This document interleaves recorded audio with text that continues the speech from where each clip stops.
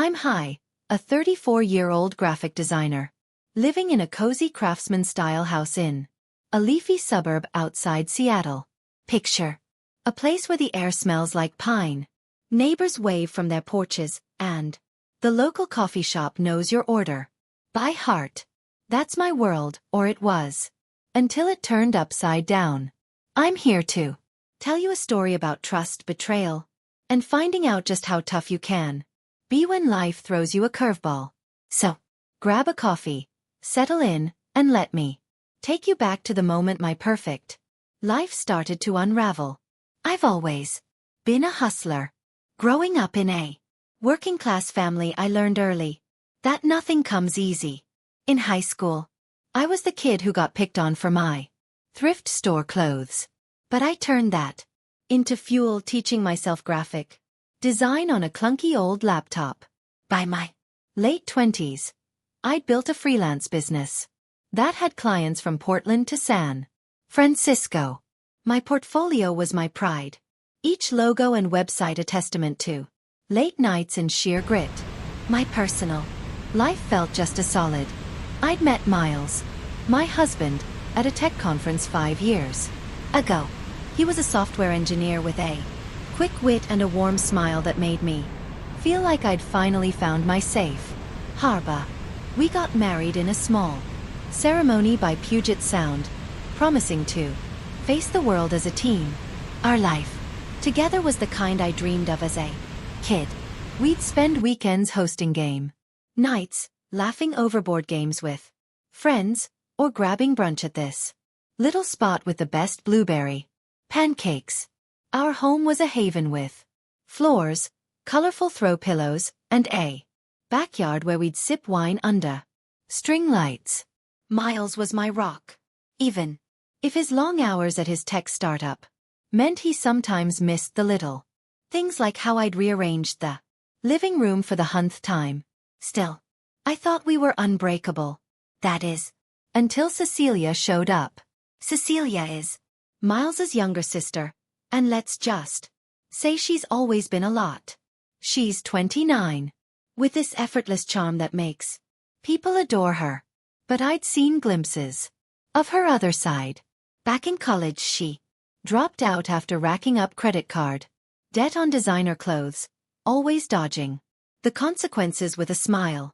Miles, though, saw her as his fragile little sister who just needed a break. When she lost her latest job, something about unreliable attendance, she called Miles in tears, saying she was broke and needed a place to crash.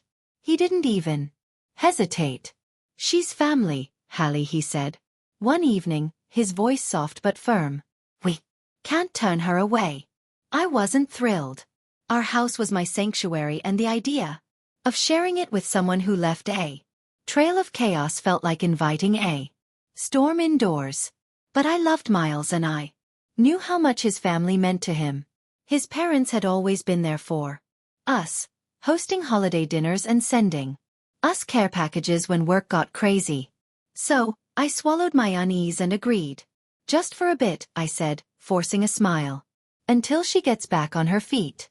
Famous last words. The first few weeks were okay, but I could feel the shift. Cecilia had this way of taking over a room, blasting her music, or leaving dishes piled in the sink. She'd borrow my stuff without asking, my favorite scarf, a pair of earrings I'd splurged on for client meeting, and act like it was no big deal. "Oh, I thought it was communal," she'd say with a laugh that made my skin crawl. I tried to brush it off, telling myself it was temporary, but it was like she was testing me, seeing how far she could push.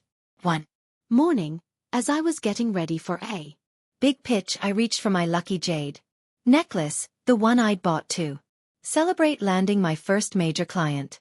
It was gone. I tore through my jewelry box, heart racing, until I found it tangled in Cecilia's laundry basket.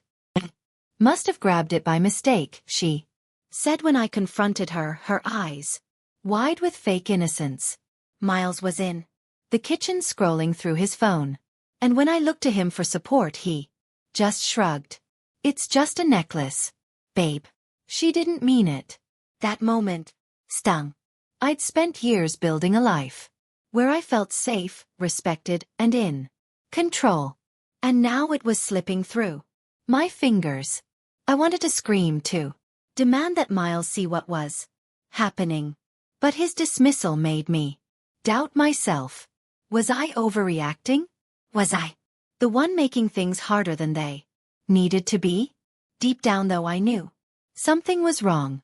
Cecilia wasn't just careless. She was crossing lines and I was starting to wonder how far she'd go.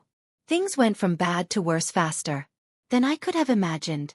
Cecilia's little borrowing habits didn't stop at my necklace.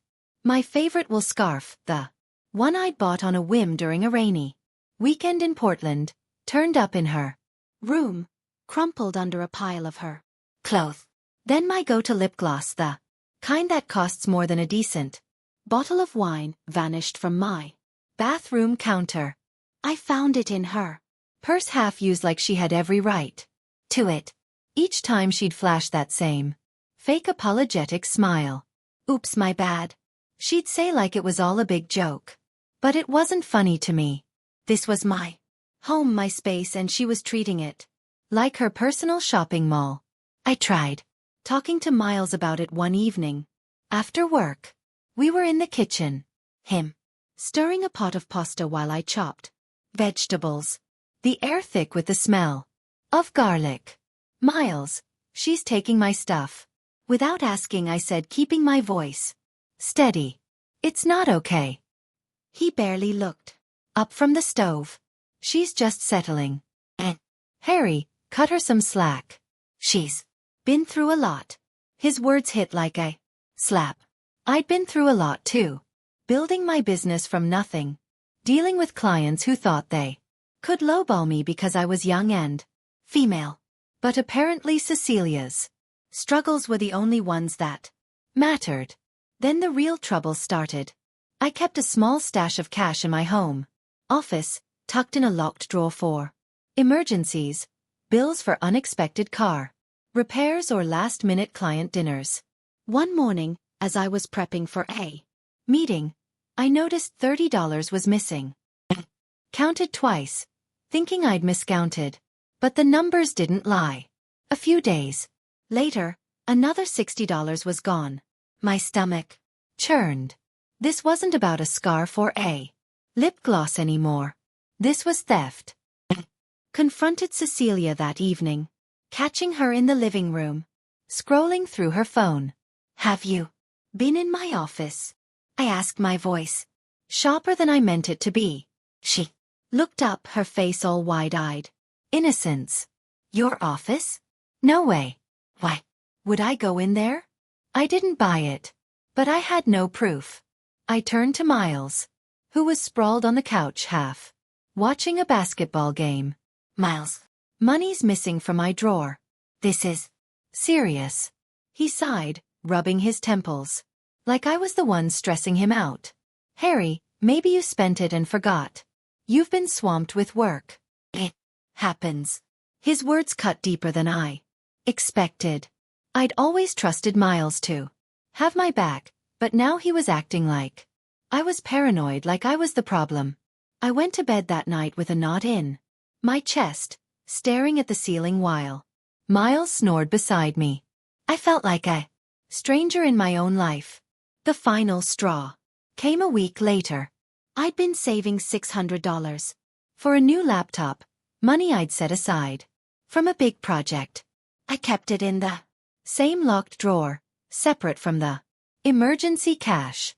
One afternoon, after a long client call, I went to check it. The drawer was still locked, but when I opened it, the envelope was empty. My heart sank. $600 gone. Take it. She froze, then turned with a look that could have curdled milk.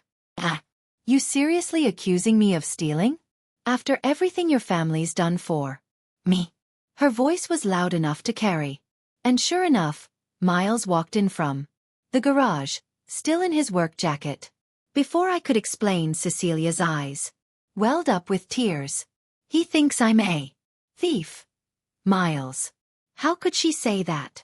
She buried her face in her hands, sobbing like she'd been slapped. Miles rushed to her side, wrapping an arm around her.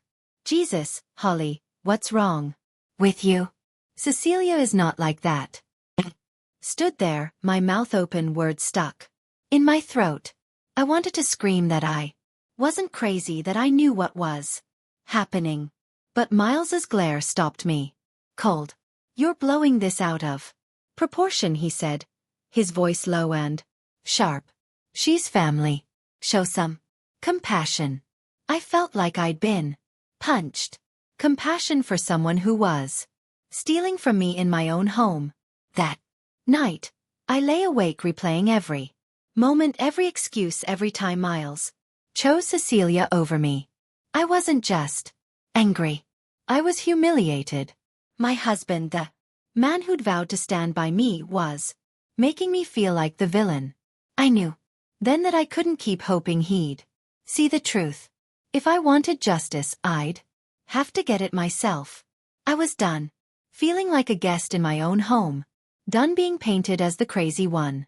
Cecilia's tears and Miles's dismissals had pushed me to a breaking point, and I wasn't about to let her walk all over me anymore. If no one else would believe me, I'd get proof. Hard, undeniable proof. I spent the next morning sketching out a plan, my hands shaking with a mix of anger and determination. Wasn't just fighting for my money. I was fighting for my dignity, for the life I'd built. Cecilia thought she could play me, but she was about to learn who she was dealing with. I drove to a stationery store in town, the kind with aisles of pens and paper clips that smell faintly of ink. There I found what I needed: UV-sensitive ink and a small black light pen. The cashier, a bored college kid, didn't bat an eye as I paid. Back home, I locked myself in my office, my sanctuary with its mood boards and neatly organized sketchbooks. I marked 10 $20 bills and 5 $50 bills with tiny invisible symbols, little stars only visible under UV light. Counted them twice, placed them back in the drawer, and locked it tight. Then came the tricky part. I ordered a discreet nanny cam online, the kind that looks like a decorative item. When it arrived a few days later, I hid it in a potted succulent on my bookshelf, angled perfectly to catch the desk. I tested it on my laptop, holding my breath as the footage streamed in crisp clarity. It was ready that night at dinner. The air was thick with tension. Cecilia was chattering about some guy she'd met at a coffee shop, her voice loud and performative. Miles was eating it up, nodding like she was reciting poetry.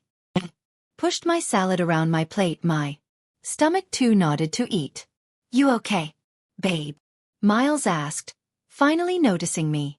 His concern felt hollow, like he was checking a box. Just tired, I said, forcing a smile. Cecilia glanced at me, her lips curling slightly. Maybe you need a break, Harry. All that work, stress isn't great for you. Her tone was sweet, but her eyes were sharp, like she was daring me to snap. I bit the inside of my cheek and said nothing. She had no idea what I was planning. The next few days were torture. Every evening, I'd rush to my office, lock the door, and check the camera footage. Day 1. Nothing. Day 2, still nothing. Started to wonder if I'd been wrong, if maybe I was paranoid, like Miles said. But on the 4th day, I hit gold. I sat at my desk, heart pounding as I played the footage. There was Cecilia, bold as brass, picking the lock on my drawer with a paperclip like she'd done it 100 times. She grabbed $4.20 and $2.50, $400 total, slipped them into her pocket, and then unbelievably checked her reflection in my desk mirror, fluffing her hair like she was in a damn movie.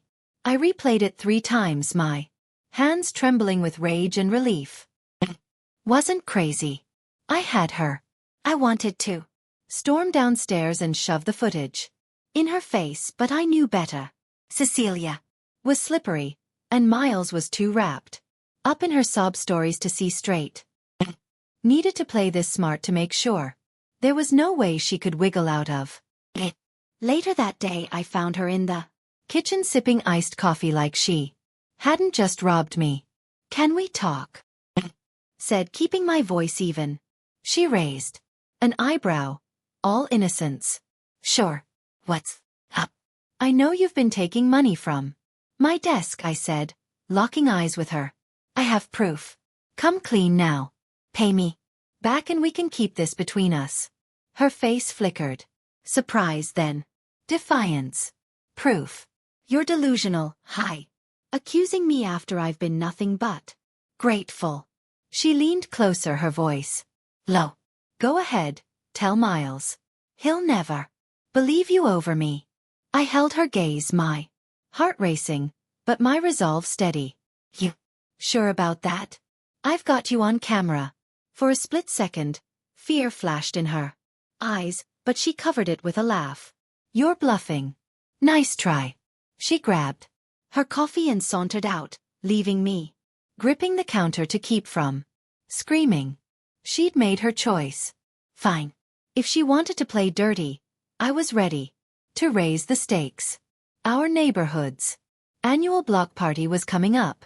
A big deal around here, with Miles's parents, cousins, and half the street showing up for burgers and cornhole. It was the perfect stage. I spent the next 2 nights lying awake, rehearsing what I'd say, picturing Cecilia's face when the truth came out. I wasn't just exposing a thief. I was taking back my life. By the time the block party rolled around, I was a live wire, nerves buzzing, but ready. Cecilia had no idea what was coming, and I was done playing nice.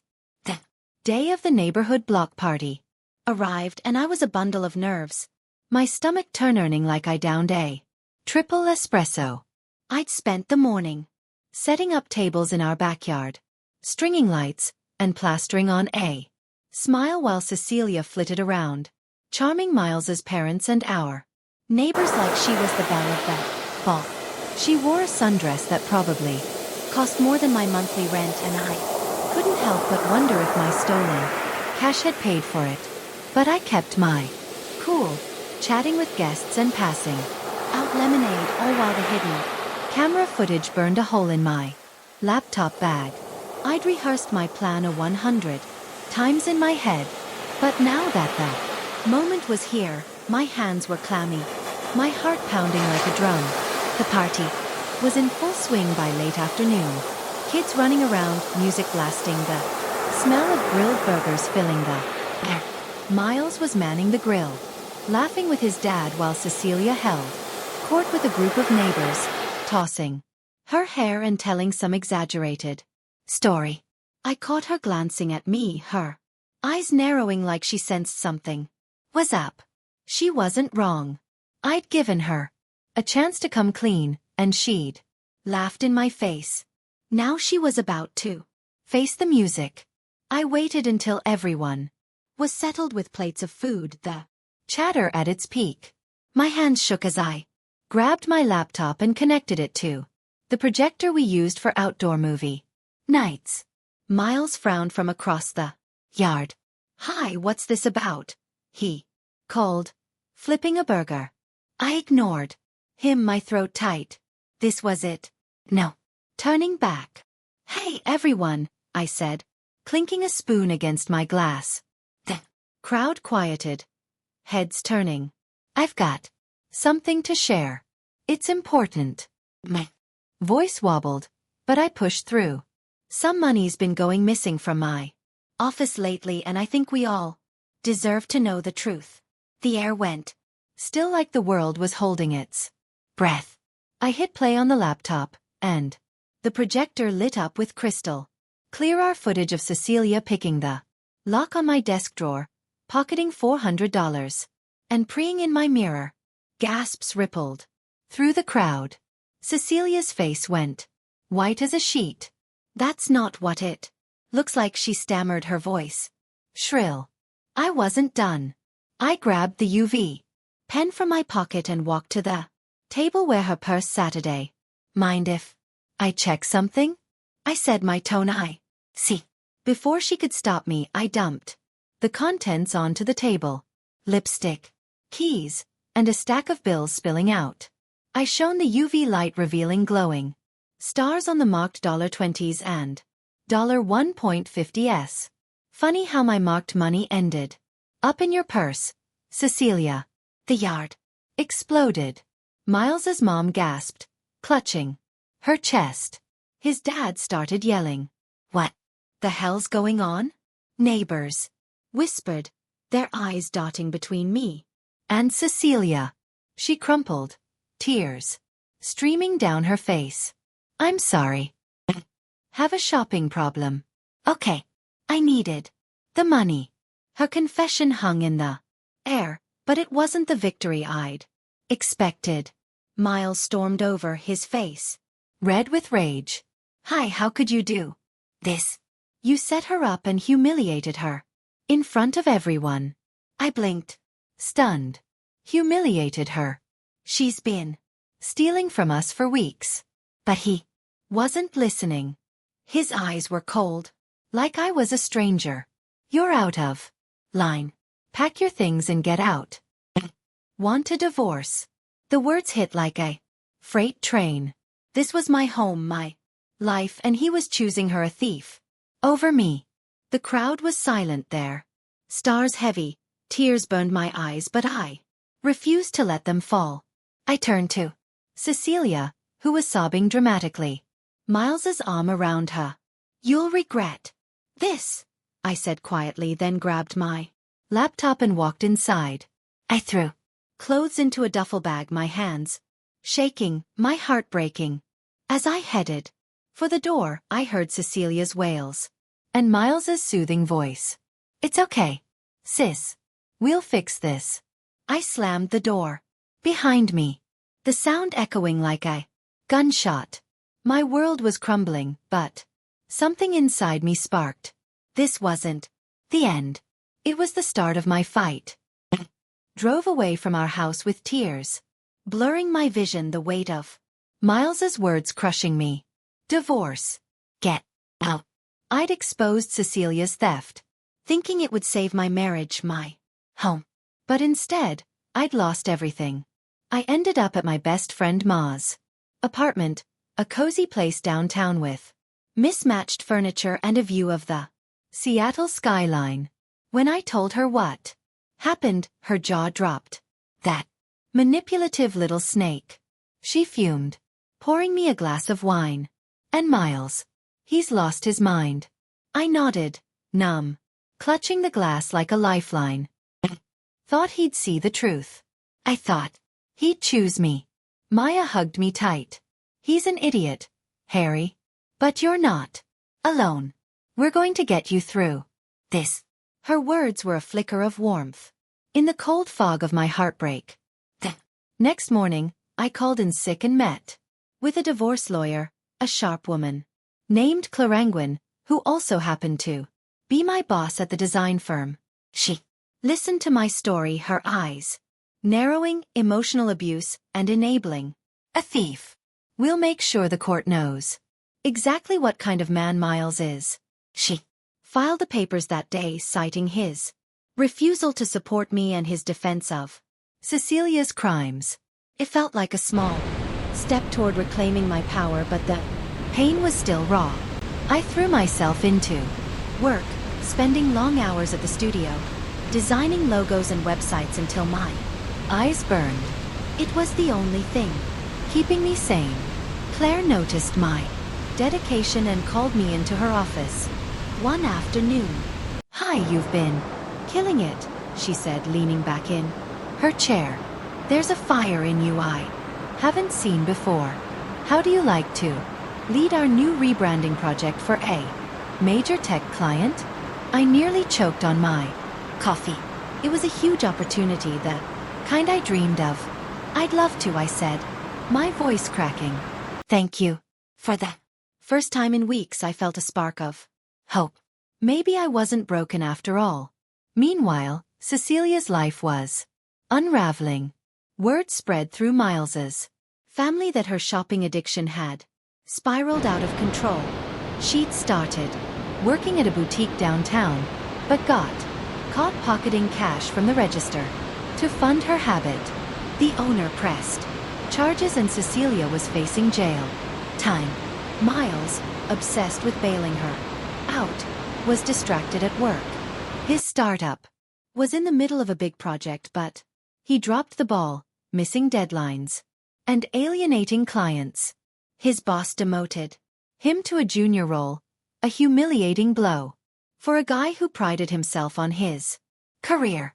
I moved into a small apartment near the waterfront, a bright space with big windows and a view of the ferries gliding across Puget Sound.